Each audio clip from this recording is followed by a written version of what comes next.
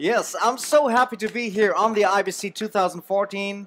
Many greetings to everybody that made it to our booth here, and also the guys in the internet. Thanks for coming, thanks for watching.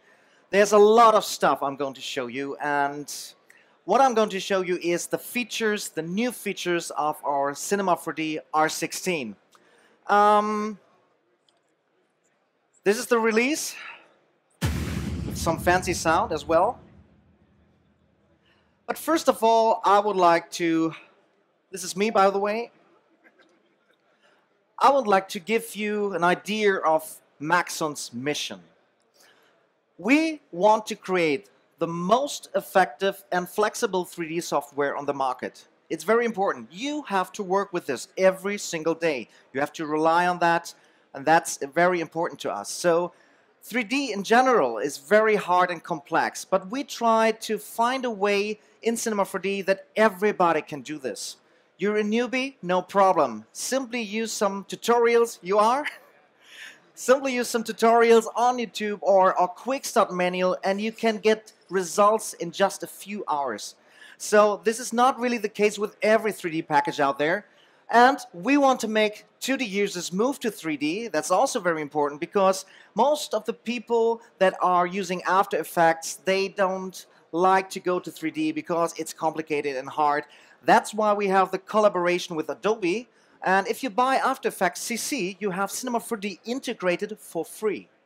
It's Cinema 4D Lite. It doesn't have all the features, of course, that Prime or Studio has, but you can start with 3D right away in After Effects. Just install it and start it. So that's an important point, and I think the most important point is listen to our users. That's very important. Again, you have to work with this. If our software doesn't work, if our software has bugs, if our software crashes, you're going to be angry, and we are going to be angry as well. So we have to make sure we listen to our users. What do you want in the next release? What features do you like? What do you need for your work?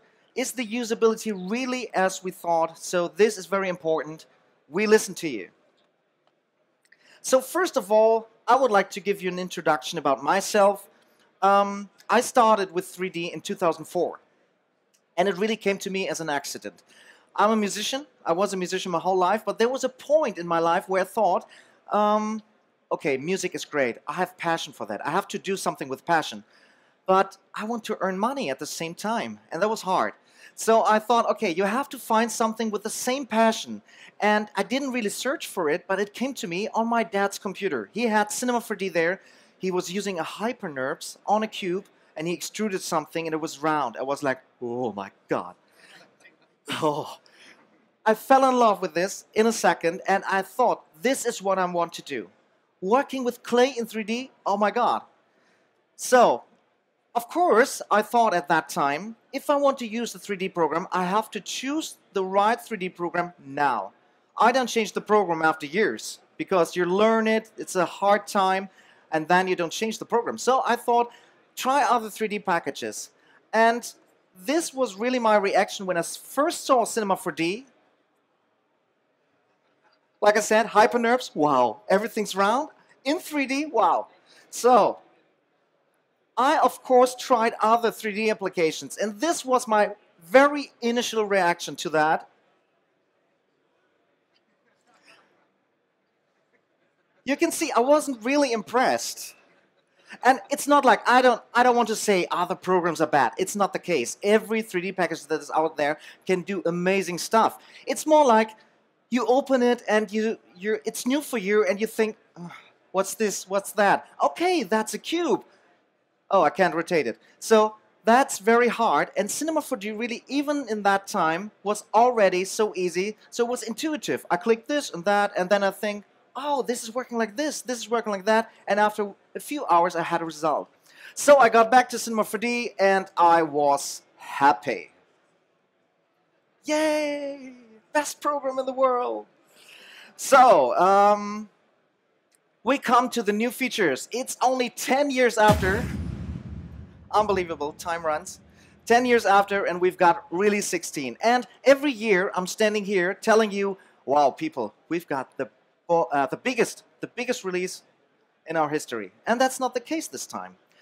And I'm just honest, because this is definitely the best release. It doesn't have these multiple fancy features like in R14 we introduced sculpting. You just say, sculpting is now in Cinema 4D, you show 2 sculptings and everybody's like, wow, it's there. 3 seconds and it's done. This time we've got workflow improvements that are for everybody. If you didn't update Cinema 4D in the past, you will do now, because there's something for everybody in this release. It will save you a lot of time during your everyday work. Of course, we got beta feedback in the forum, and the beta feedback was the best we had in years.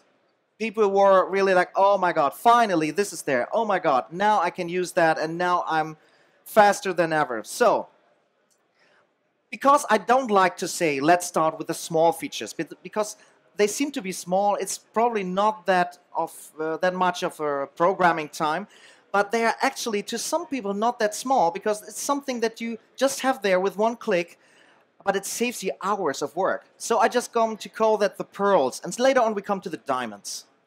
So, the pearls of Cinema 4D R16. Easy said, UVs for caps. You can see clearly here, this has UVs for caps, so the texture is correct even on the edges. That wasn't the case with R15 and before.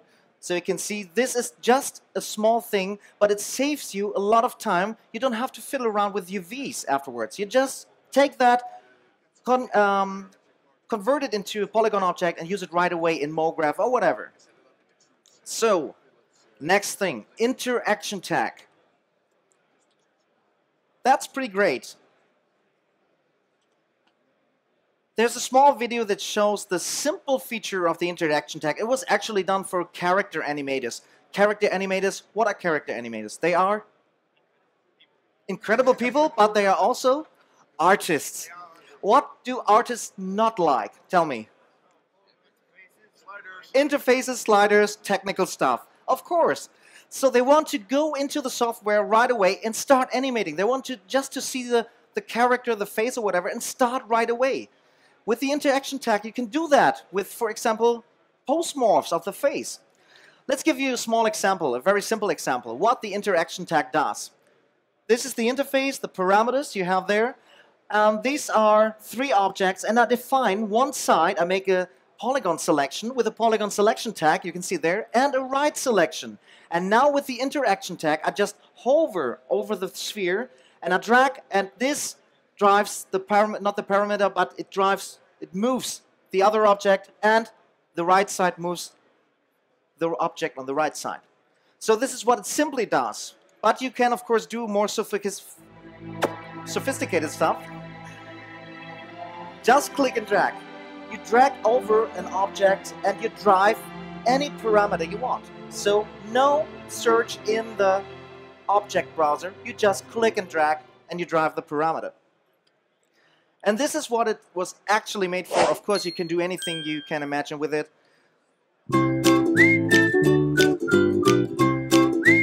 You can see as the mouse hovers over the chin, over these specific parts, you get a highlight. This is the area that was defined for the interaction tag. You don't have to go into the object manager. Just go in there and move the parts directly. What a great feature. It saves you, again, a lot of time.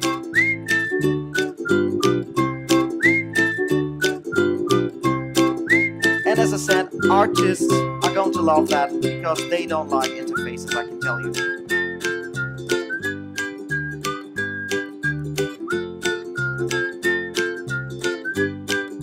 Beautiful face expressions. But you can do even that. You define 3 spheres as handles, and then you move them, and this drives another parameter. So this is what you can do with the interaction tag. A very powerful tool, saving you time. So, deformer fall off. People wanted that for years. What does it do? It's very simple. If you use a deformer, it affects the whole object. Now you can define a fall off, so it is only on a small part of your object, and you can define the part, and this video clearly shows it. You can see there only the right side here. Again, the right side of the object. Here it is the typo.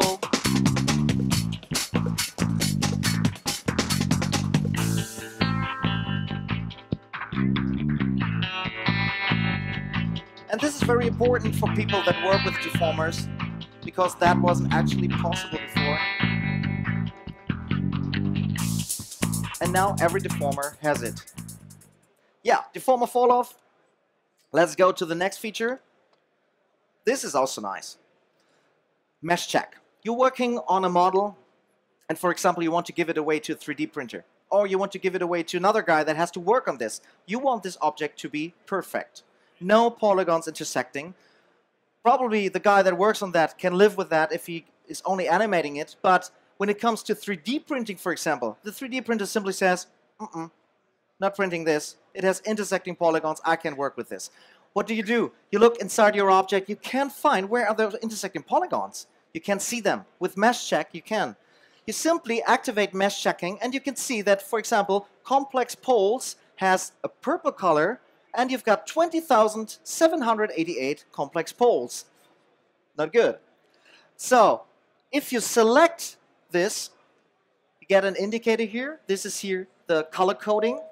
Purple, of course, for complex poles. If you click select, these parts are selected. You can go right in and fix that. And I did that. Actually, I really modeled this object here. It's a card holder, a credit card holder, because I wanted to try it out, and my colleague has a 3D printer in our office. So I mesh checked this, and as you can see here, these are the most important here, where we have these zeros for printing. And I brought them down to 0, so no complex poles, no intersecting polygons, and in the end I printed this, and it looks like this. Mesh check.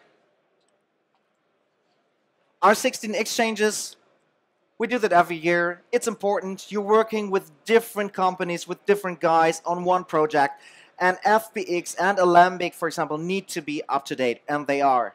2015.1 SDK on FBX. You can see it here. These are the options. It says 2014, but it's actually 2015 because it has the same file format. They just call it 2014, but it's actually the SDK of 2015, so don't be distracted by that. And Alembic, again, SDK 1.5, so we're up to date again with this new release, and you can work and export objects to different kind of programs. And I also like this one, the annotation tag. Again, you're working on an object, you have to give it away to another guy, and he has to complain something because he thinks, oh, that's too shiny, I don't like this texture, please change this corner is not round enough. What you can do is you not only put information in your scene, you attach it to a polygon. So as soon as you rotate your object or your view, this will move with it, so it's really the specific part where you attach it to. If you say this corner needs to be changed, it will move with it. Let's have a look at a video. These are the tags. You can stack them up one by one, as many as you like. And as you can see, I rotate my view, and let's watch the orange annotation tag. It stays where I attached it. And another great thing is I can even put a website into the annotation tag. For example, I say, oh, this leather doesn't look correct. Please have a look at this leather. I have an example for you. I put in a web page, you click on it, and the web page browser opens immediately and shows you what the guy wanted to show you. A very great feature to collaborate with people working on the same scene. We have beta testers, I told you, and we have, obviously, beta testers that have a lot of time. You know this game, or this for children, where you connect points, and in the end you have a picture? Can you guess what this is? Only the people that haven't been there yesterday. It's not the Maxon logo. No, it's a dragon. I mean, come on. This has to be a few hours. I mean, come on. They always tell me they have too much work and then they can do this. Yeah, but it's still funny. A dragon, this is how it looks like with the annotation text on top. Of course, we didn't do the annotation tag for this. We had another purpose. So, let's come to the solo button. Again, this video shows it clearly. you have a scene file with hundreds of objects. You just want to work on one object, and you can isolate it now very easily. Select it in the object manager and then toggle or click on the solo button, and only this object is visible in the editor, and you can work only on this one. Of course, we can also have a hierarchy mode, so if this object is in a hierarchy, then everything in this hierarchy will be visible. And we also have a dynamic mode, so if you select an object, it immediately is isolated just by clicking on it. Creepy, isn't it? So, what else do we have? UV peeler. I don't know a lot about UVs. It's sometimes a little bit complicated, but that's why we built the UV peeler. It's mainly for cylindrical objects. For example, an arm of a character or a leg.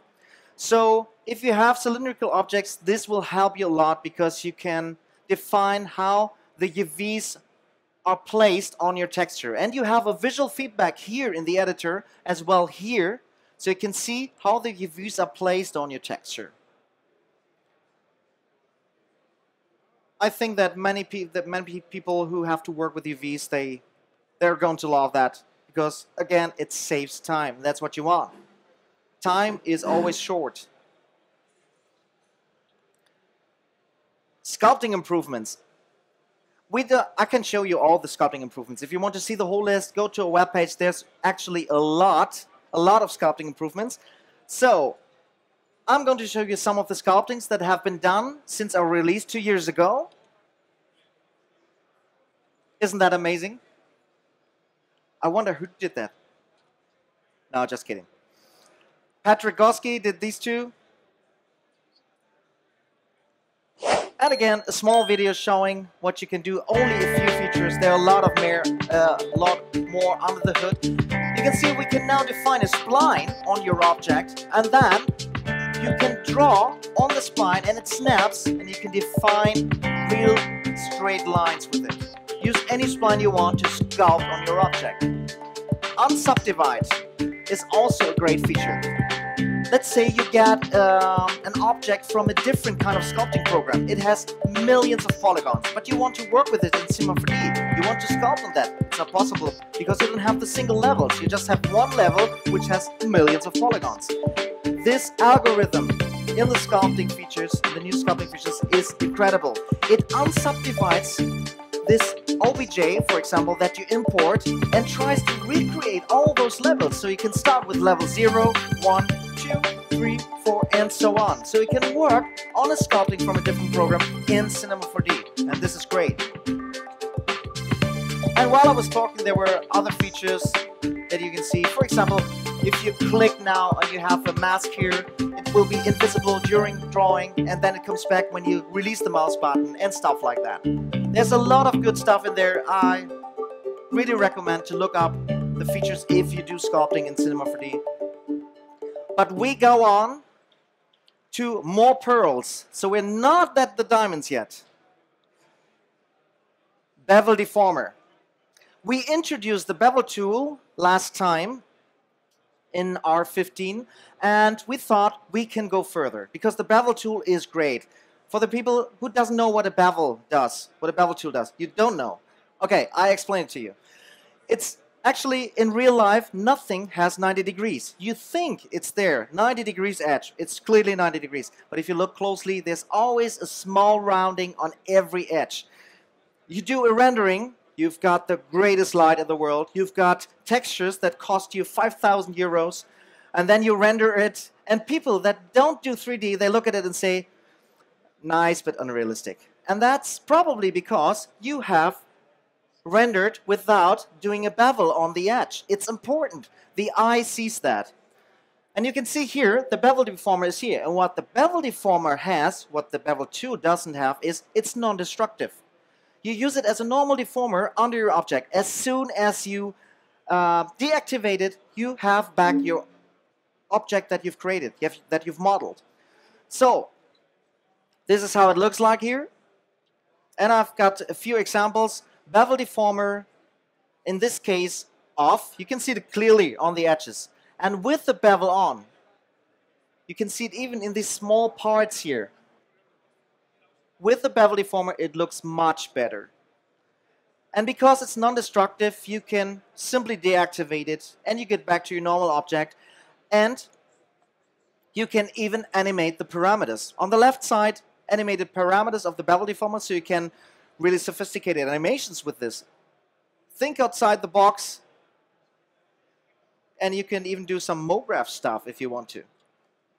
Another example, look at this part here, and now with the bevel.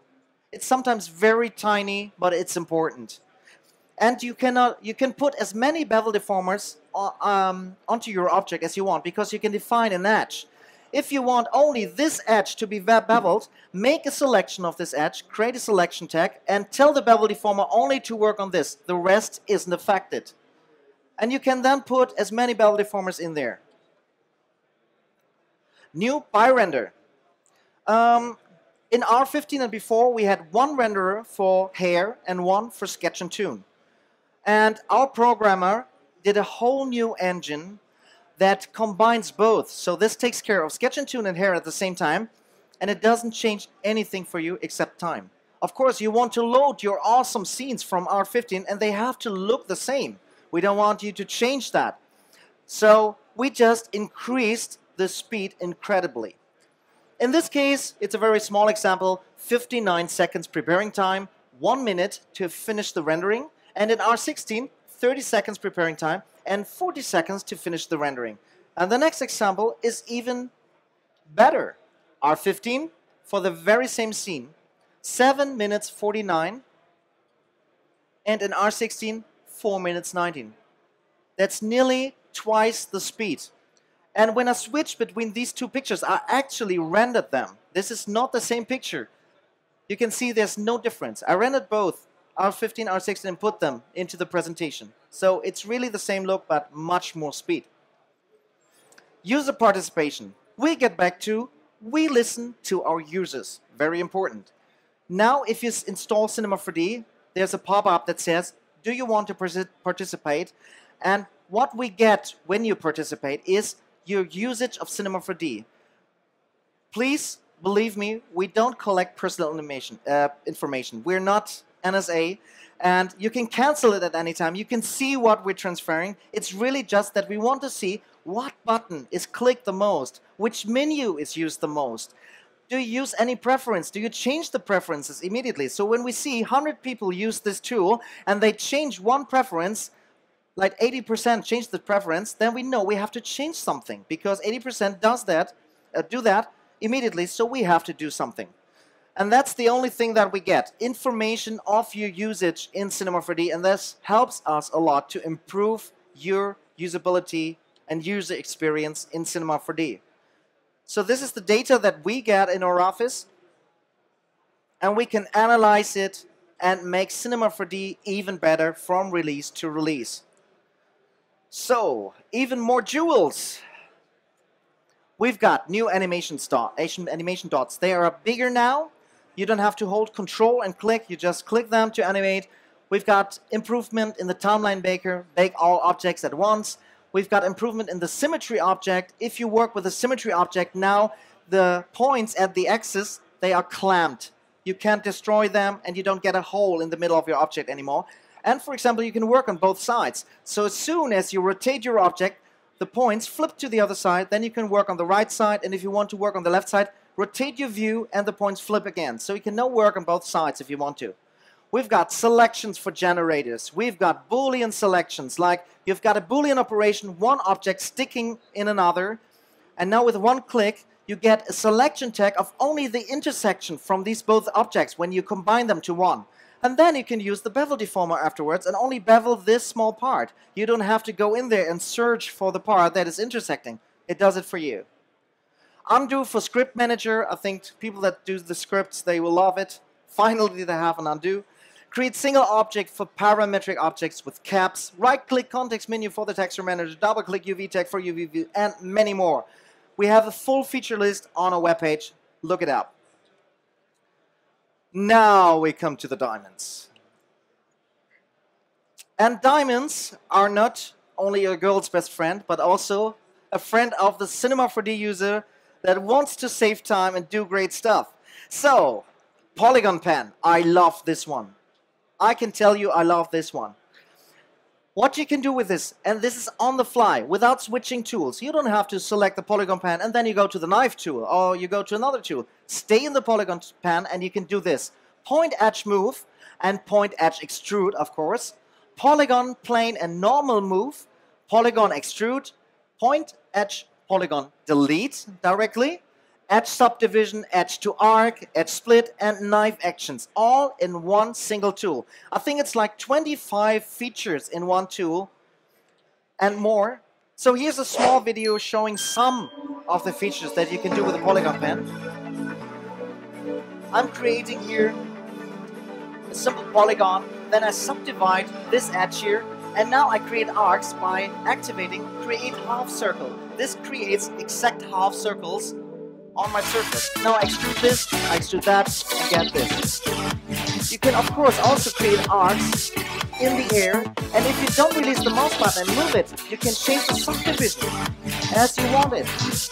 And of course you don't have to use the create half circle function. You can use, you can create any circle or any half circle in any shape that you like. Of course you can also paint directly in the editor. It's aligned to one specific area. You can now, with snapping, paint directly on objects. If I make it invisible, you can see it has the shape of the sphere. Paint polygons directly on objects, another great feature. And if you hold down shift while you're painting polygons, you can see it's attached to the starting point where I start my next stroke. Hold down shift and it's attached there. And now with one extrude and a very simple material, you get this result in just a few minutes. It's nothing fancy, but it's just something you can create very fast now. If you create edges, you get polygons immediately, and this is the one I like the most because it's so cool. Look at this edge and look at this edge. This has a different size. If I want to fill that now, I need a snapping, and there's an intelligent snapping going on. I just move it and you can see it snaps to the other side, to the size of that. And that's so much fun while modeling. It saves you such an amount of time. Remove coplanar edge on extrude is doing exactly this. Move it down and you can see this wasn't possible with R15. There's an example. If this is off, this is what happens actually. So another great thing for modeling, and this is the interaction you have there on the fly. I don't create this polygon, it's in the making, but I don't finish it and still can move points around, edges around until it has the shape I want, and then I double click and get my polygon. So on the fly you can change everything on your existing model or delete edges. Or you can do a normal move, so you move the polygon in normal direction.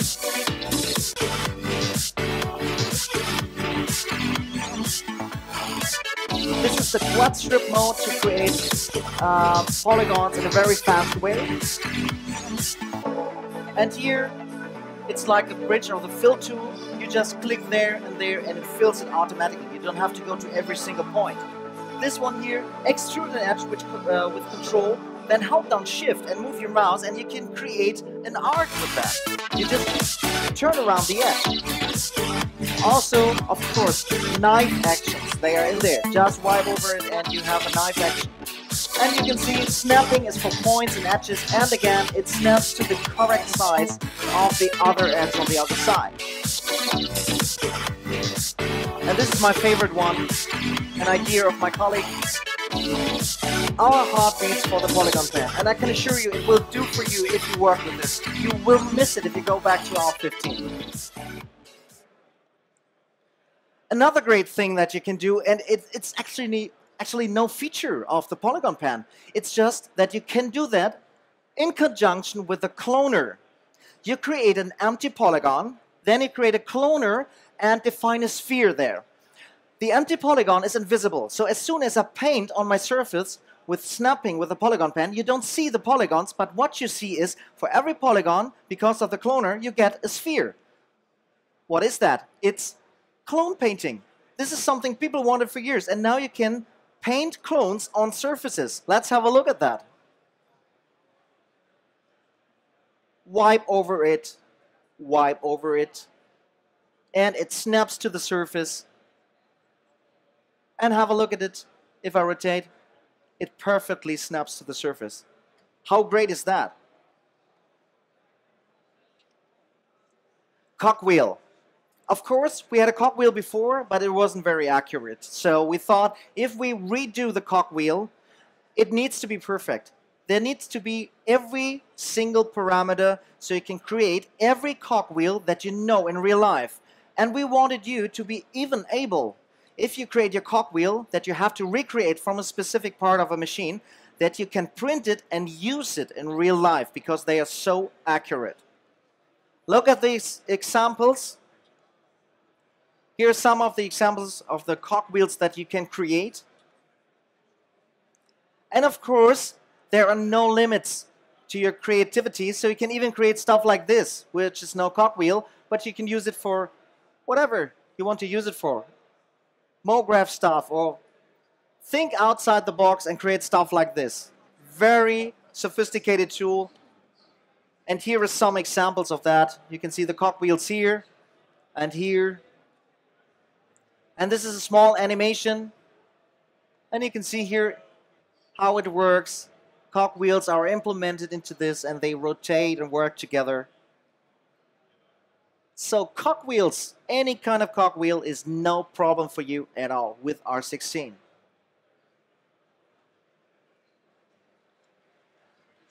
Motion tracker. Yes, we are proud of this as well. It took us a long time. Our programmer wanted to make sure that when we do a motion tracker, so you can stay inside of Cinema 4D, if you do motion tracking, it has to be good. The algorithm has to be good. It has to be perfect.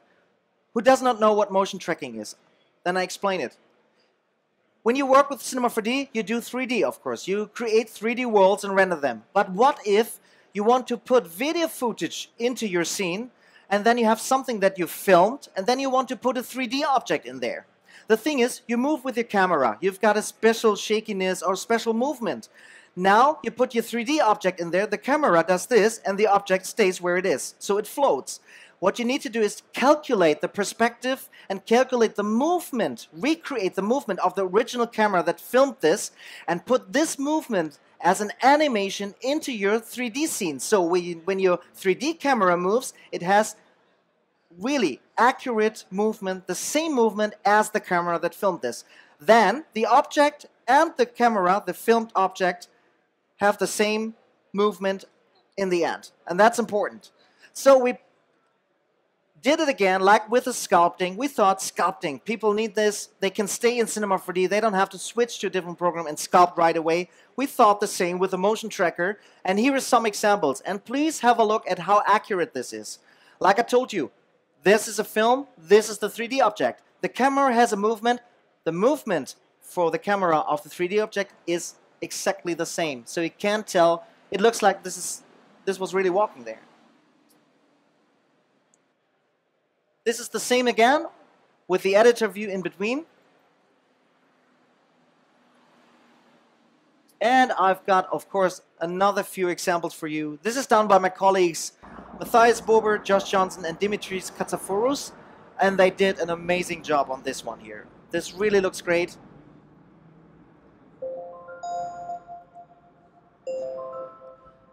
Guess what's the 3D object here? It's the house. No, just kidding. And you can see, even the camera is shaking.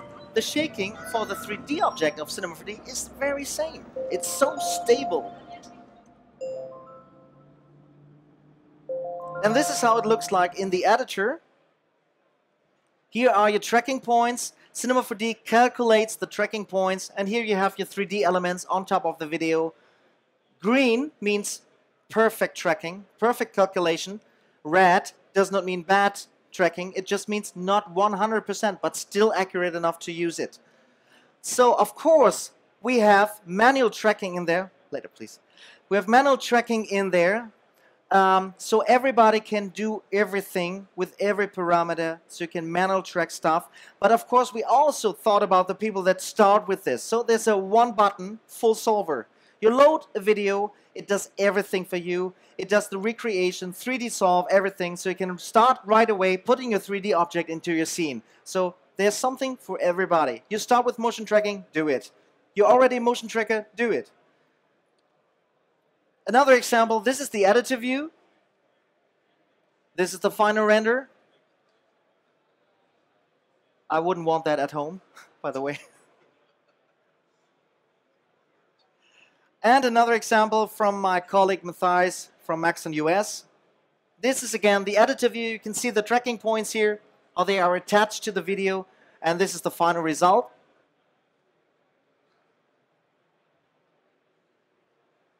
And just look how stable this is. No matter what the camera does, the 3D objects follow. And here's actually something that I'll show you later. This package, another great tool, but we come to that. And the last example here from Nick Campbell, Grayscale Gorilla. Pretty easy, but very effective, looks great. 3D objects placed into the air. So this is the motion tracker for you. Really, try it out. We've got the demo version here. You can use it for 42 days with save function. Play with it. I can assure you, you start in the morning and suddenly it's 12 o'clock in the evening. So it really is a lot of fun. Reflectance channel. To be honest, with our alt reflect, I don't know, what was the name in our 15? I already forgot. Reflection, yes. It was now it's reflectance. So with the old reflection channel, there were things that weren't possible. You could do great renderings with Cinema 4D, but there was one part that was actually missing. It's multi-layered reflections. So if it comes to car paintings with a special coating, you couldn't really do that. Now we've got this inside of Cinema 4D, so there are no limits anymore. We've got multi-layered reflections, several illumination models like CGX, Batman, and so on. You can mask almost every parameter, so you can use a shader or a black and white image to mask part out. Multipass support, of course you need that. Combined reflection and specular. Specular now is in the reflection channel, of course, everything in one place. You don't have to switch the channel. And we've got anisotropy scratches in there, of course, and we also have a cloth model. So this is how it looks like. These are the parameters inside of the material. And boy, look at this. I mean, come on. Stephen Messing, he was the creative director of Avatar from James Cameron, and he did this, I think he said, in his free time. Unbelievable. And the next one is even more impressive, and he used the R16 reflectance channel for that. I mean, this is stunning. This is a mouth opener. Look at this. Unbelievable picture. A little bit simpler, but it shows clearly, and it looks great. It shows clearly what it does. You've got this effect underneath, and then you've got this clear coating on top. And this is what you can do now with the reflectance channel. Another example from Pavel Sok. Some close-ups of that. Effect spray paint for a car with a special coating, no problem. Carbon material, no problem. Copper, no problem.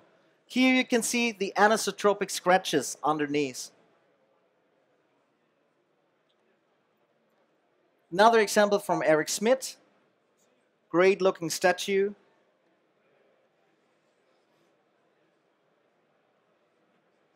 And a few other great examples. And this one again is from Pavel. And this is one example for the cloth model I was introducing a few minutes ago. Ah, the video stutters.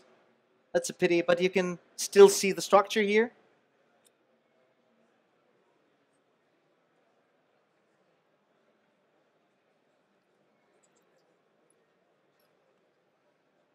And here are some examples of what you can do with the cloth model inside the Reflectance channel. Isn't this looking great? Carpets, anything you can imagine that has a cloth look.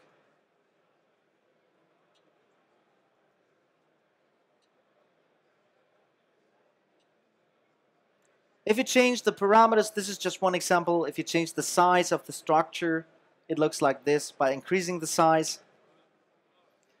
And now we come to the Team Render server. We introduced Team Render in R15, and of course we had to bring out the Team Render server client system. It's based on Team Render technology, of course. It has a server client system, a web interface like we're used to in our releases before. You've got the user list, you've got reordering of jobs, a watch folder, automated zip download. But let's have a look at this video that clearly explained this. So you start the Team Render server, and these are all the clients that are active waiting for you to render. Then you click on that button, get the web interface, and then you log in. Here are the clients. Then you go to user and can define another user, for example, or create a new job under jobs. Select files, of course, more at once. You don't have to do them one by one. Upload them. You get a review or a preview. You get a preview of the editor, so you see it's the right file.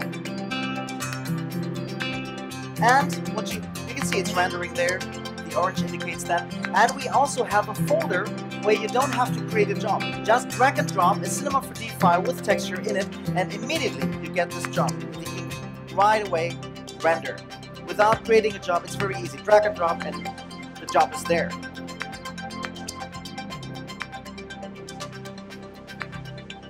Then you render your job. In the end, if it's an animation, you get all your files here, and of course, also you don't have to download them one by one. You just click prepare and zip, and it downloads you a zip file, and there you go. Team Render server. Yeah, I would like to say thank you, but there's not one more thing. Not two more things. No, it's four. Still four more things. They are so incredible. We've got new content for a content browser, and this is like a main overhaul. Dimitris and some other guys were working on this in our office for a very long time to give you the great experience of hundreds and hundreds of objects that are procedural. So you can change them with parameters, and then you can use them right away in your soft app, in your workflow, or in your job, what you're doing. We've got hundreds of presets. Of course, we also have presets for the new Reflectance channel, so you can drag and drop the material onto your object. You've got this nice color paint. We've got this package designer. You will see it soon in a few seconds. This is what it does. It creates a package and it animates it. So let's go through this briefly. We've got a staircase designer. We've got windows that you can change the size, the height, and everything. We've got a pavement. These are really, in this video, you can see the video on our webpage. These are only a few examples of the hundreds of changes on the content browser. And every content browser has this update: Prime, Broadcast, Visualize, and Studio. So every single one was touched.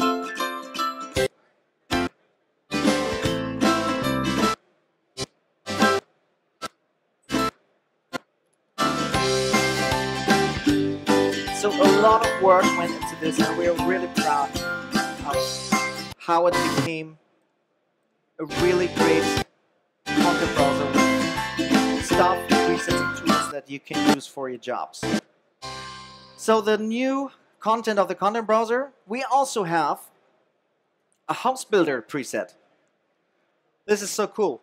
You define like a polygon object, or as we do here, you define a polygon that you just draw with a polygon pen, and then you can create your own house. You just wipe over it with a knife tool, and then you create your walls, and with a spline you create your windows, you create your doors, everything that you need to create a house. You can see here,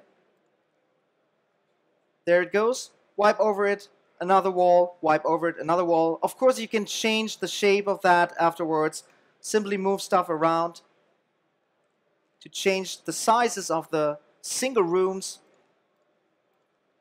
and so on. You can even put textures in there. We even have presets for that, so you can define textures for this, for the walls and the floor, and even the molding that's at the bottom. Even that is in there, and you can change the shape of that as well. So pretty cool tool to create your house. And of course, here's what I said about the splines. You simply create a spline, put it in there, change the size of the spline, and then you've got a door, a window, everything you can imagine. And here are the moldings. I think it's called molding, yeah. You can change the shape with the spline GUI. And you can use a blueprint, of course, underneath to create the exact shape that was drawn. So this is a time saver, I can tell you. If you're building houses, this is a real time saver.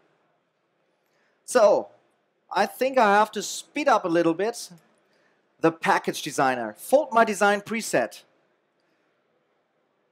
What you can do with this is, you're working in Illustrator, you created a package design, then you create your lines in Illustrator and then import them into Cinema 4D, and Cinema 4D can create your package out of that. So let's have a look. These are the lines. Save them. Oh, sorry. I clicked the wrong button, but no. Here we go. That's inside of Cinema 4D. Then you can define how the folding is going to happen, because it's not that it only creates your package, it also folds it, and you can animate it like this. And you can see this is not a simple package. It's really sophisticated. So if there are parts intersecting because of the animation, there's one flap going here and the other one going on top, and they come both at the same time, they intersect. So you can define this comes first and then this comes afterwards. And not only that, you can even define the shape. So let's go to this part. It is here. You can move everything slightly to outside, inside. You can define the shape here. You can bend it into different directions. So you really have the perfect animation in the end for your package. And then you can make it solid. You can take the texture that you've created for that, the original package design, use it as a texture in Cinema 4D, and in the end you've got this. And you can animate it. A great tool. I think Package Designer will love that. And the same is here for the last thing I'm going to show you for this R16 release, the Staircase Designer. It's the same, it's parametric, so you can change everything in there. You can change how many steps you want. You can change how many rails you want to have there, the size, how many roundings it should have. So let's go through this a little bit so you can change the, see the changes that can be made there. A baluster, that's the name. You can change the size of the baluster or the amount of balusters there. Let's have a look here. So you can really redo the whole staircase so it looks totally different from the preset that you originally loaded. So nearly everything here is changeable. And this is really, I tried that once before we had that preset. This is really a pain to do this by hand, a staircase. And then you finally have the shape and then it doesn't fit to your construction. So the size doesn't fit, you resize it, and then the stairs have bigger size. It's, don't do this by hand. It takes so much time. Now you can do this with our staircase preset. Yes, again, thank you guys. I'm so thankful that you came to our booth watching this presentation. If you have any questions, don't hesitate to ask me. Thank you for watching. Hope you have a great day and you love these features as much as we do. Have a great day.